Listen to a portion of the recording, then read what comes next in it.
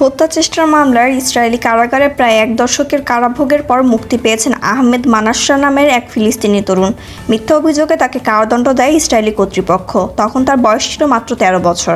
9.5 বছরের সাজা শেষ হওয়ার পর বৃহস্পতিবার 10 এপ্রিল তাকে মুক্তি দেওয়া হয় বলে জানান তার আইনজীবী খালেদ জাবারকা। অধিকৃত পূর্ব জেরুজালেমের বাসিন্দা মানাসরাকে তার চাচাতো ভাই হাসান মানাসরার সঙ্গে থাকার জন্য এমন সাজা দেওয়া হয়, যিনি 2015 সালে পূর্ব জেরুজালেমের অবৈধ বসতি স্থাপনের কাছে 2 ইসরায়েলিকে ছুরিকাঘাত করেছিলেন। পরে হাসানকে গুলি করে হত্যা করে ইসরায়েলি সেনারা। ছুরিকাঘাতের ঘটনার পরেই মানাসরা ঘটনাস্থল থেকে পালিয়ে যান এবং একটি গাড়ি তাকে ধাক্কা দেয়। সামাজিক মাধ্যমে ব্যাপকভাবে শেয়ার হওয়া একটি গ্রাফিক ভিডিওতে দেখা গেছে যে তিনি সড়কে রক্তাক্ত অবস্থায় পড়ে আছেন এবং একজন ইসরায়েলি পথচারী তাকে ঠাট্টা বিদ্রুপ এবং গালিগালাজ করছেন।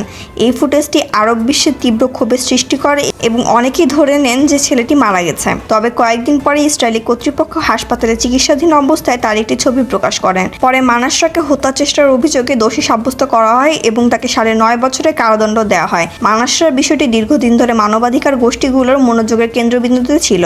অ্যামনেস্টি ইন্টারন্যাশনাল জানিয়েছেন তিনি মর্মান্তিক দুর্ব্যবহার সহ্য করেছেন, ফলে গুরুতর মানসিক অসুস্থতায় ভুগছেন মানাসরা। তার আইনজীবী খালেদ জাবারকা সংবাদ মাধ্যম বিবিসিকে জানিয়েছেন সাজা ভোগ করার পর তাকে মুক্তি দেওয়া হয়েছে।